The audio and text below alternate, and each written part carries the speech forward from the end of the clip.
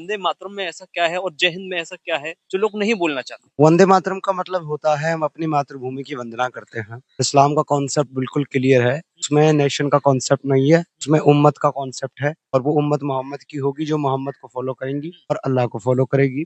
अल्लाह ने साफ कह दिया कुरान के अंदर जो मोहम्मद साहब पे जो है नाजिल करी है कि मैं तुम्हारा कोई भी गुनाह माफ कर दूंगा, है जितना बड़ा हो, लेकिन मैं कभी भी तुम्हारा वो गुनाह माफ नहीं करूंगा तो तुम शिर्क करोगे किसी और के साथ, यानी किसी और की वंदना करोगे, पूजा करोगे, अच्छा, किसी और की इबादत करोगे, ये गुनाह कभी भी अल्लाह माफ नहीं करेगा। अगर कोई इस गुनाह को करते करते मर गया तो वो जहन्नम में जाएगा। इसलिए मुसलमान जो है इसको शिर्क समझते हैं, ऐसा गुनाह समझते हैं जो काबिल कबूल नहीं है, माफी के लायक नहीं है।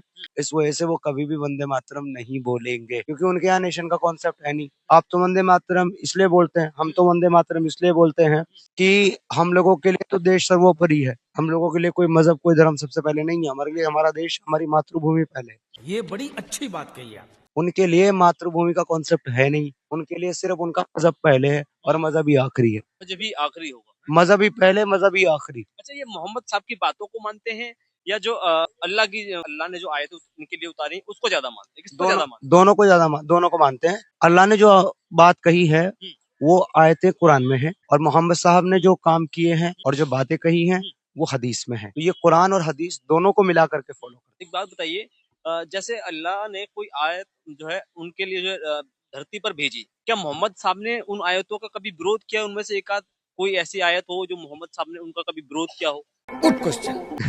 देखिए मोहम्मद साहब क्यों विरोध करेंगे? तो मोहम्मद साहब खुद ही वो आए थे सिचुएशन के अकॉर्डिंग, जरूरत के अकॉर्डिंग अल्लाह ताला से मंगवा रहे हैं, तो फिर वो उसका विरोध क्यों करेंगे? वो तो उनके फेवर के लिए है। क्योंकि जहाँ मोहम्मद साहब जो है वो तकलीफ में आ जाते थे, परेशानी में आ जाते थे, लोग उनका विरोध करते थे उनकी आयतों की वजह से, उनके कामों की वजह से, वहां मोहम्मद साहब एक नई आयत मंगवा लेते थे। क्या बात कर रहे हैं?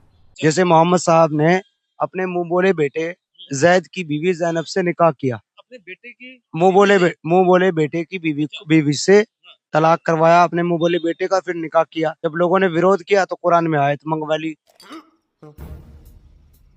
कि हमने तुम्हारी जो शादी है वो जैनब के साथ करवा दी है, क्योंकि मुंह बोला जो रिश्ता होता है वो कोई रिश्ता नहीं होता। मुंह बोला बेटा बेटा नहीं होता, मुंह बोला बाप बाप नहीं होता, मुंह बोली बेटी बेटी नहीं होती।